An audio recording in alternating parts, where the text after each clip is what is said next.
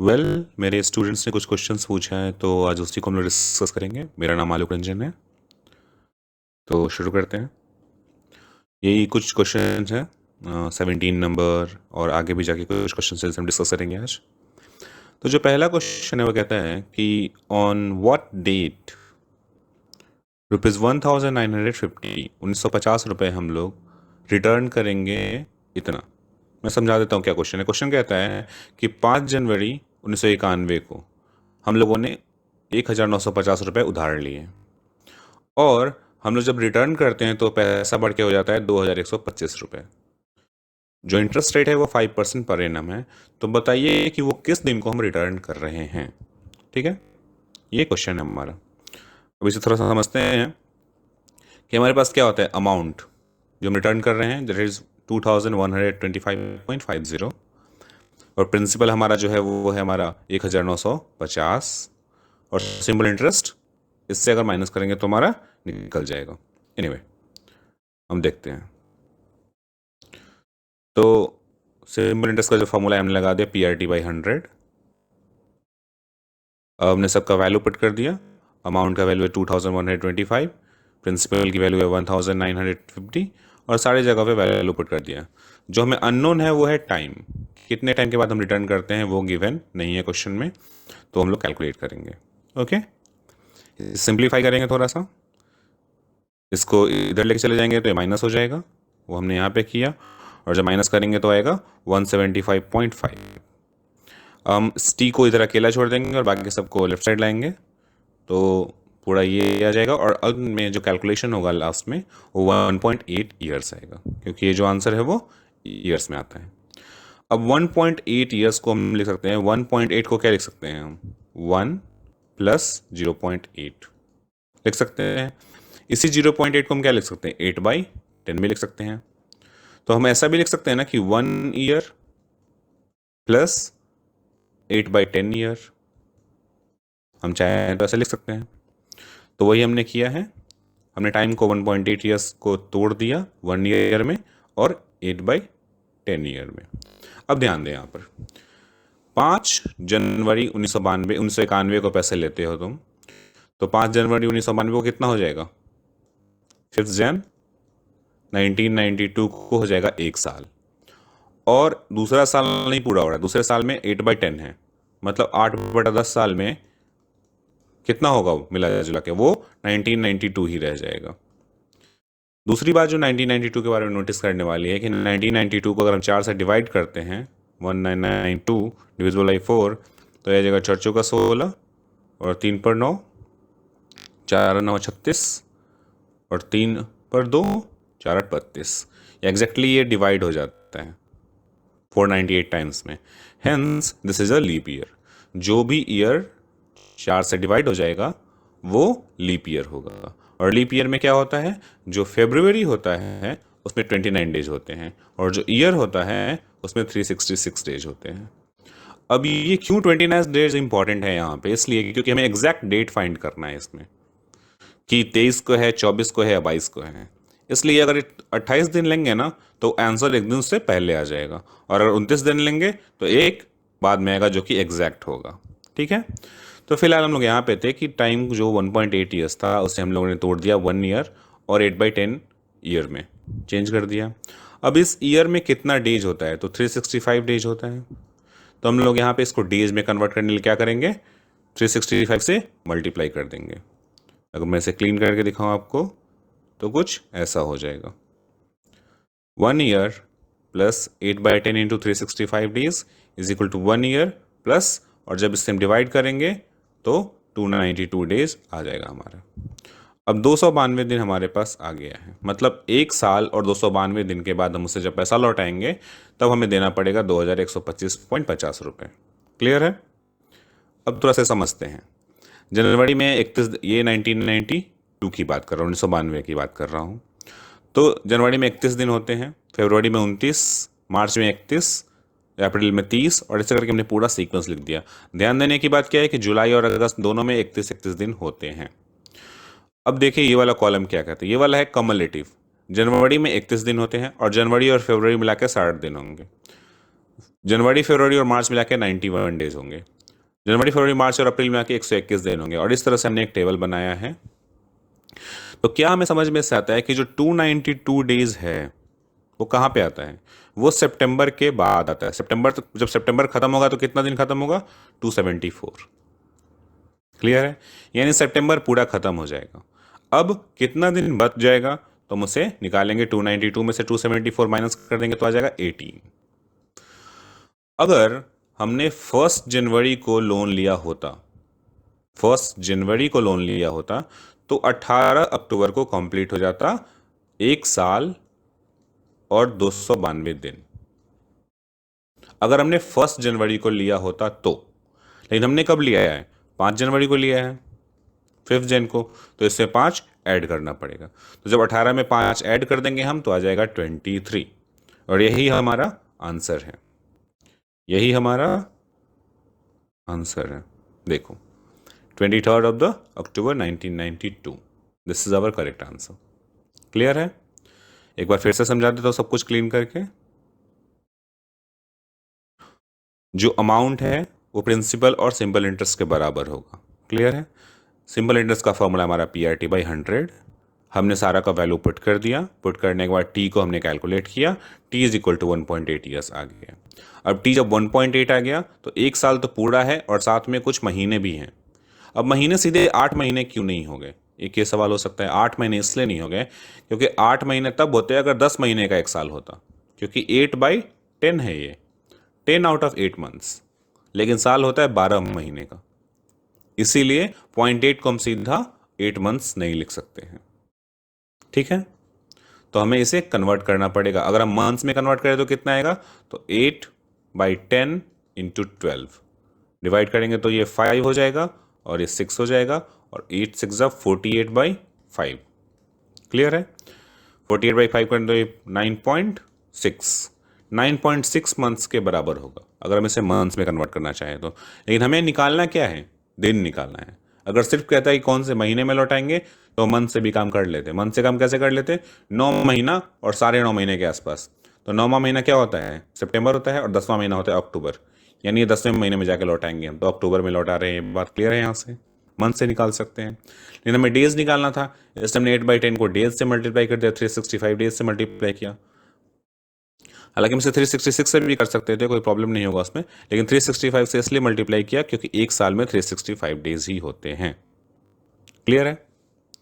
और ये कैलकुलेशन 1 साल के बेसिस पर है, यहाँ पे 366 नहीं होगा इसीलिए। अब आगे बढ़ते हैं। फिर हमने देखा पूरा कैलकुलेशन करके कि 292 डेज के बाद लौटाएगा और 274 में सितंबर खत्म हो जाता है, यानी कि वो अक्टूबर में पैसे लौटाने वाला है। अक्टूबर में वो पैसे लौटाता है। कितने अक्टूबर को हम देख लेते हैं। ऐसे करता तो 18 अक्टूबर को लौटा देता अगर वो 1 जनवरी को लेता तो, लेकिन वो लेता है 5 जनवरी को, इसलिए वो 23 ऑफ द अक्टूबर को लौटाएगा। क्लियर है? अब देखते हैं दूसरा सवाल।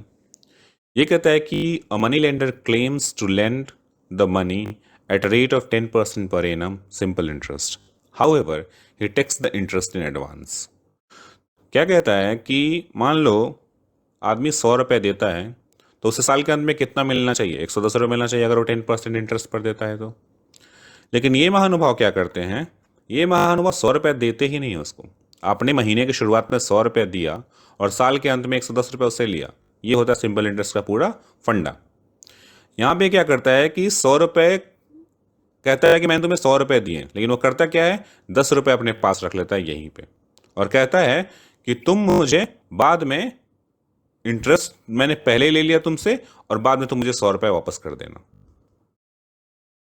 हालांकि दोनों भी केस में उसको मिल रहा है 110 ही रुपये। दोनों ही केस में उसने क्या किया? पहले 100 रुपया दिया और साल के अंत में 110 रुपये ले लिया, तो 10% इंटरेस्ट लिया। क्लियर है? यहां पे उसने 100 रुपया दिया लेकिन इंटरेस्ट पहले ही ले लिया 10 रुपया, तो उसने दिया 90 रुपये। तो ये जो इंटरेस्ट रेट का वो घपला कर रहा है वो समझो क्या है। उसने दिया 90 रुपये, मतलब प्रिंसिपल कितना हो गया? 90। उसने क्या किया? पहले ही इंटरेस्ट काट लिया, इंटरेस्ट काट के पैसे दे रहा है वो। तो बोला कि 10 रुपये मैं पहले ही रख लेता हूँ और साल के अंत में तुम मुझे आकर के 100 रुपये लौटा देना। तो इसने 90 रुपये दिए और ले 100 रहा है। क्लियर है? एक बार फिर से समझो थोड़ा सा, अगर दिक्कत है तो। क्लीन कर लो पूरा। चलो पहले क्या देखते हैं, जनरल क्या होना चाहिए था, 100 रुपये आपने दिया और महीने साल के अंत में आपने 110 रुपये लिया, खेल खत्म। ये था सिंपल इंटरेस्ट का फंडा। लेकिन यहाँ पे चीटिंग करता है। ये क्या करता है, ये कहता है कि 100 रुपये तो मैं तुम्हें दे रहा हूँ लेकिन मैं इंटरेस्ट पहले ले रहा हूँ, मतलब मैं तुम्हें दे सिर्फ 90 रुपये रहा हूँ और बाद में तुम मुझे 100 रुपये वापस कर देना। अब देखो गेम क्या है, गेम क्या है फॉर्मूले समझ में आएगा। ये 10 रुपया सिंपल इंटरेस्ट और वो दे कितना रहा है, प्रिंसिपल, दैट इज 90 रुपीज़। वो 90 रुपये दे रहा है और 10 रुपये इंटरेस्ट कमा रहा है। मेरी बात समझ रहे हो, वो 90 रुपये दे रहा है और 10 रुपये इंटरेस्ट कमा रहा है। यहाँ वो 100 रुपये दे रहा है और तब 10 रुपये इंटरेस्ट कमा रहा है। यानी यहाँ पे कम पैसे देकर के ज़्यादा इंटरेस्ट कमाया जा रहा है, इसीलिए इंटरेस्ट ज़्यादा है। क्लियर है। अब इसे जब इसे कैलकुलेट करोगे तो आर को एक तरफ रख दो। जब आर को एक तरफ करोगे तो 11 होल 1/9% के आसपास आंसर आएगा। That is option number B. 90 रुपये दे करके वो 100 रुपये कमा रहा है, 10 रुपये कमा रहा है। 10 रुपया is equal to PRT/100। Principal यहाँ 90 रुपीज़ है, 90, और रेट हमारा निकालना है और टाइम तो 1 ईयर है ही। क्लियर है। तो यहाँ पे जो रेट का घपला मार रहा है वो 11.25% क्या, 11.25 तो नहीं कह सकते हैं, लेकिन 11% से भी ज़्यादा ले रहा है वो, और बोल रहा है कि मैं तुमसे सिर्फ 10% ही ले रहा हूँ, जो कि झूठ है। ओके। अब हमारा तीसरा सवाल है कि a man page ₹20 in the first month. एक लोन लेता है आदमी 3,250 रुपये का, और पहले महीने में वो 20 रुपये देता है, और दूसरे महीने में वो 20 के साथ साथ 15 रुपये और देता है, 35 रुपये। तो पहले महीने में वो 20 रुपये देता है, दूसरे महीने में 35 रुपये देता है, तीसरे महीने में 50 रुपये देता है, चौथे महीने में 65, पाँचवें महीने 80, और ऐसे बढ़ते जाते जाते एक बार जब लोन चुकता हो जाता है तो ख़त्म हो जाता है। इसमें कोई भी इंटरेस्ट का ध्यान नहीं देना है, इसमें इंटरेस्ट की बात नहीं कर रहा है, इसलिए आप अपने मन से इंटरेस्ट के बारे में ना सोचें। सिर्फ वो पैसे उधार लिया, नो कॉस्ट EMI समझ लो, आज के डेट में ये नो कॉस्ट EMI है। क्लियर है। तो इस तरह से वो लोन को भर देता है। हमें क्या दिख रहा है, इन दोनों का बीच का डिफरेंस 15 है, इन दोनों के बीच का डिफरेंस 15 है, इन दोनों के बीच का डिफरेंस 15 है। तो ये एक अरिथमेटिक प्रोग्रेशन है, तो हम लोग उसका फॉर्मूला लगा देंगे। हमें क्या दिखता है, एक अरिथमेटिक प्रोग्रेशन है। तो अरिथमेटिक प्रोग्रेशन का सम क्या होता है, sum is equal to n/2, 2 into first term, ये है फर्स्ट टर्म। इसका मतलब समझो, ये जो टोटल नंबर ऑफ टर्म्स है वो n है, ठीक है। ये जो a लिखा हुआ है फर्स्ट टर्म वो 20 है। जो पहला टर्म होता है AP का उसको बोलते हैं फर्स्ट टर्म, जिसको A से डिनोट करते हैं। और D है वो डिफरेंस, जो दो क्या बोलते हैं, सब्सीक्वेंट नंबर्स के बीच का जो डिफरेंस है वो होता है D। तो यहाँ A कितना है, A का वैल्यू यहाँ पे 20 है, D का वैल्यू यहाँ पे 15 है, क्योंकि 15 का डिफरेंस है दो के बीच में, और जो सम है वो टोटल 3250 है। क्लियर है। तो यहाँ हम तीनों वैल्यू पुट कर देंगे, जो भी है 3250, 2 इंटू 40, 2 इंटू 20, n-1, क्योंकि n का वैल्यू निकालना है हमें, और 15 हो गया डिफरेंस। इसको थोड़ा स्टैंडर्ड वे में लिख देते हैं, उसको ऐसे सॉल्व करने की कोशिश करते हैं। तो हम इस दो को यहाँ पे हमने क्या किया, इस दो को इधर भेज दिया तो मल्टीप्लाई होकर के 6500 आ गया, 6500। फिर थोड़ा सॉल्व किया अंदर वाला, तो ये 15n + 25 आ जाएगा। फिर उन्होंने मल्टीप्लाई कर दिया n से, तो 15n² + 25n, और इधर 6500। अब सबको एक तरफ ला करके 0 कर देंगे, ये माइनस होगा, सॉरी ये प्लस नहीं होगा, ये माइनस होगा, क्योंकि जब इसको इधर लेके आएंगे तो माइनस हो जाएगा। 15n² + 25n - 65 = 0। फिर से यहाँ पे मिस्टेक हो गया मुझसे बनाते समय, ये माइनस होगा, ठीक है। 3n² + 5n - 1300। अब हम यहाँ पे D निकालेंगे, D = B² - 4AC। तो सिंस ये माइनस माइनस प्लस हो जाएगा, यहाँ पे फॉर्मूला क्या होता है, B² - 4AC = D। तो B का वैल्यू क्या होता है, B का वैल्यू एक्चुअली एक स्टैंडर्ड इक्वेशन जो होता है वो होता है AX² + BX + C = 0, ठीक है। और यहाँ पे B, ये वाला टर्म जो x के साथ जुड़ा हुआ टर्म होता है वो होता है B, जो x² के साथ जुड़ा हुआ होता है वो होता है A, और जो कांस्टेंट होता है वो होता है C। तो यहाँ पे A क्या हो जाएगा, A हो जाएगा 3, B हो जाएगा 5, और C हो जाएगा -13। ध्यान रहे, C -13 होगा। तो अब हम D निकालना चाहें तो B = क्या हो जाएगा, 5 का स्क्वायर हो जाएगा, B square is equal to -4, A का वैल्यू है 3 और सी का वैल्यू है -1300, तो माइनस माइनस प्लस हो जाएगा, जो कि यहाँ पे सही से किया हुआ है। ठीक है, जो आप इसे जोड़ेंगे तो आएगा 15,625, जो एक्चुअली में 125 का होल स्क्वायर है। ठीक है, तो इसे अगर हम स्क्वायर रूट निकालेंगे तो 125 आएगा। अगर स्क्वायर रूट नहीं निकालना आता है तो वो भी सीख लेते हैं अभी। चलो स्क्वायर रूट कैसे निकालते हैं वो भी देख ही लेते हैं पूरे क्लीन करके। 1 मिनट के लिए कुछ छूट नहीं जाना चाहिए। सबसे पहले लिख दो यहाँ पे 1 5 6 2 5 और लेफ्ट साइड से पेयर बनाओ। पहले इनका पेयर बना, फिर इनका पेयर बना, अब बच गया ये अकेला।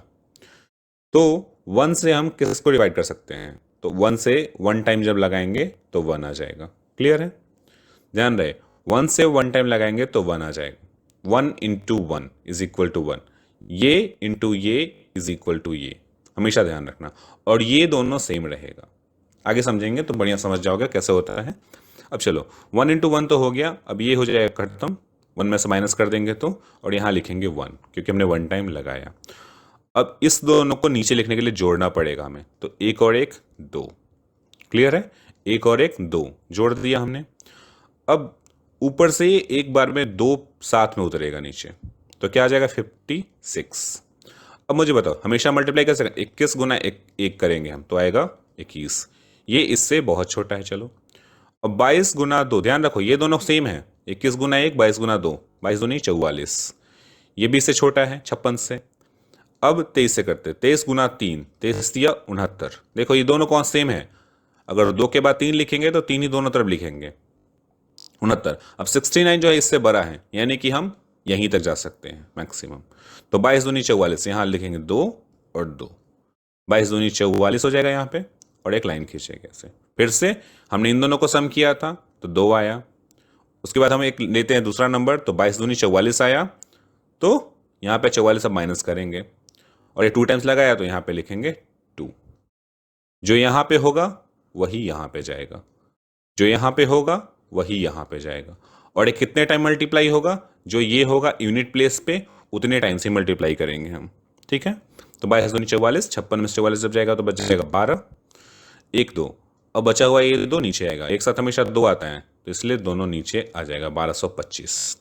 अब ये 22 में 2 जोड़ देंगे, कितना आ जाएगा 24, और 24 में जब 5, यहाँ पे सीधे इसलिए मल्टीप्लाई करोगे 5 में ही देखना है, अंत में 5 आ रहा है, तो 5 गुना 5 जब करेंगे तो क्या आएगा, 25 25 की 5, बाकी यहाँ 2, 25 का 20 और 2 22, और 5 2 10 और 2 12 एग्जैक्ट। सॉरी ये लाइन एक्चुअली हटाना चाहिए था मुझे, ये लाइन नहीं रहेगा यहाँ पे, ये लाइन नहीं रहेगा यहाँ पे, ऐसे होगा, ये लाइन नीचे आएगा, तो 1225 और 1225 दोनों कैंसल आउट हो जाएगा और ख़त्म हो जाएगा, और जो यहाँ पे होगा वही ऊपर चला जाएगा। तो ये 125 जो ऊपर में बच के आता है ना, वो होता है आपका स्क्वायर रूट।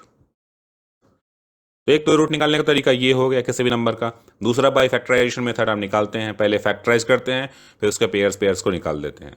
वो मेथड मैं छोड़ रहा हूँ यहाँ पे, और अब मैं सारे इनको इरेज कर दे रहा हूँ। आगे बढ़ते हैं, तो हमने d इज इक्वल टू 125 निकाल लिया। अब आगे बढ़ते हैं। अब x की जो वैल्यू होती है क्वाड्रेटिक इक्वेशन में क्या होता है, -b plus minus root under d/2a। अब हमने माइनस वैल्यू को कैंसिल कर दिया। माइनस वैल्यू को कैंसिल क्यों कर दिया? क्योंकि जब ये भी माइनस होगा और ये भी माइनस होगा तो जो वैल्यू आएगा वो निगेटिव हो जाएगा। तो जब निगेटिव वैल्यू आ जाएगा तो n is equal to negative नहीं हो सकता यहाँ पर। क्यों? क्योंकि number of months should always be positive. पहले महीना में दिया, दूसरे महीने में दिया, तीसरे महीने में दिया, ऐसा थोड़ी ना हो कि -10 महीने में कंप्लीट करेगा वो, ये तो आ ही नहीं सकता है। इसलिए हमने निगेटिव वैल्यू को पहले ही कैंसिल कर दिया, सिर्फ पॉजिटिव वैल्यू को लिया हमने। तो -b plus root under d/2a। अब -b का वैल्यू क्या है 5, तो -5 प्लस 125/2 इंटू a का वैल्यू कितना है 3। इसको आगे देखते हैं, मैंने आपके लिए ऑलरेडी अच्छे से कर रखा है। तो यहाँ पे हमने जो भी वैल्यू था उसको पुट कर दिया। अब आएगा 120/6, इसको जब निकालेंगे तो और अंत में हमारा 20 आंसर आ जाएगा। यानी 20 महीने में वो अपने कर्ज से उधार हो जाएगा, तब जब वो पैसे कुछ इस तरह से दे रहा था। कैसे दे रहा था पैसे जब वो पहले महीने में 20 देगा, दूसरे महीने में 35 देगा, तीसरे महीने में 50 देगा, चौथे महीने में 65 देगा से करते करते वो 20 महीने तक पैसे जब देगा तो पूरा पैसा खत्म हो जाएगा। अच्छा, अगर पूछ लिया आपसे कभी कि 20वें महीने में कितना पैसा देगा आखिरी बार, तो कैसे निकालेंगे? तो लास्ट में जो एन टर्म निकालना होता है, N is equal to A plus N minus 1 D. चलो, अब ए क्या है? फर्स्ट टर्म है, फर्स्ट टर्म है 20, एन माइनस 1 एन 20 है, 20 माइनस 1 इंटू 50। क्लियर है? अब 20 प्लस 19 गुना 15। अब ये जो भी सम करके आएगा वो निकाल लेना अपना, वही आंसर होगा लास्ट में, यानी लास्ट महीने में वो इतना पैसा देगा। ये निकालने का तरीका हुआ। एनीवे, तो ये क्वेश्चन सॉल्व हो गया। अब ये आखिरी क्वेश्चन है जो मुझे भेजा है। तो Akbar lens twice the interest received. Actually ये क्वेश्चन का जो स्टेटमेंट है वो मुझे गलत लगा है, और गलत है ही, पर चूंकि मेरे पास ये क्वेश्चन आया है तो मैं समझाने की कोशिश करता हूँ कि कहना क्या चाहता है क्वेश्चन। कहता है कि अकबर को 2 गुना इंटरेस्ट मिलता है चाणक्य से। जितना उसे बिरबल से मिलता है उसके 2 गुना इंटरेस्ट उसे चाणक्य से मिलता है। हालांकि वो चाणक्य को, ये मुझे समझ नहीं आया, आधे इंटरेस्ट पर पैसे देता है जितने वो बिरबल से को देता है। तो अगर बिरबल जो है वो बिरबल को ₹P देता है 8% पर 1 साल के लिए, तो बताइए कि चाणक्य से उसको इंटरेस्ट कितना मिलेगा। ये क्वेश्चन काफ़ी मुझे कंफ्यूजिंग लगा, फिर भी जहाँ तक मैं समझ पाया हूँ वहाँ तक मैं समझा पाऊंगा आपको, बाकी तो क्वेश्चन का स्टेटमेंट मुझे क्लियर नहीं था। तो Akbar lends twice the interest received from Birbal. इसका 2 आंसर पॉसिबल है मेरे दिमाग से, एक सी हो सकता है या फिर डी हो सकता है। अब देखते हैं क्यों हो सकता है। पहला क्या कहते हैं? Akbar lends twice the interest received from Birbal to Chanakya. मतलब अकबर को 2 गुना ब्याज मिलता है। अकबर को 2 गुना ब्याज मिलता है किससे? चाणक्य से। जितना उसे बिरबल से मिलता है उसके 2 गुना उसे चाणक्य से मिलता है। ये पहला लाइन कहता है। जब इसका मतलब ये हो गया, इसका मतलब क्या हो गया कि अगर बिरबल से कितना मिलेगा? बिरबल से मिलेगा P into R T by 100, और P इज इक्वल टू पी लिखा हुआ, R इज इक्वल टू आर लिखा हुआ, और time is equal to 1 year लिखा हुआ है, तो PR बाई 100 हो जाएगा। ये उसे अकबर देता है, तो बिरबल कितना देगा? उससे 2 गुना। क्लियर है? आई मीन सॉरी, बिरबल से वो PR बाई 100 लेता है, तो चाणक्य से कितना लेगा? 2PR by 100। पहला लाइन से ये क्लियर हो रहा है। Akbar lends twice the interest received from Birbal to Chanakya. उसके बाद कहता है half the interest rate at which he lend to Birbal. कहता है अब जो रेट ऑफ इंटरेस्ट है वो अकबर के लिए R/2 है, सॉरी चाणक्य के लिए R/2 है और बिरबल के लिए R है। इस क्वेश्चन को एक बार फिर से समझते हैं। हालांकि मुझे भी ये ठीक से क्वेश्चन समझ नहीं आया कि ये पूछना क्या चाहता है, पर फिर भी एक बार फिर से ट्राई करते हैं। देखो, कह रहा है कि एक है अकबर जो पैसा दे रहा है, एक है बिरबल जो पैसा ले रहा है, और एक है चाणक्य जो पैसा ले रहा है। बिरबल को P और R पे, P प्रिंसिपल है और R रेट ऑफ इंटरेस्ट है, और 1 साल के लिए पैसा देता है, और इससे कुछ सिंपल इंटरेस्ट मिलेगा। कितना मिलेगा? PR/100 SI। अब कहता है कि चाणक्य से उसे 2 SI मिलता है, सिंपल 2 गुना सिंपल इंटरेस्ट मिलता है। इसका प्रिंसिपल कितना दे रहा है वो मालूम नहीं। रेट ऑफ इंटरेस्ट जो कहता है वो कहता है कि R/2 लग रहा है हमारा, और टाइम भी नहीं दिया हुआ है इसका। तो बताइए कि इसको सिंपल इंटरेस्ट कितना मिलेगा अगर इसको बिरबल से 2 गुना मिल रहा है। तो 2 SI का मतलब क्या हो जाएगा? 2PR/100, और पहले लाइन से यही मतलब निकलता है, और इसलिए मैं इसका आंसर 2PR/100 ही मारूंगा। बाकी अगर किसी को कुछ करेक्ट लगता है, करेक्ट करना चाहता है, तो कमेंट कर सकता है वीडियो पे। Thank you very much. I hope you enjoyed the lecture.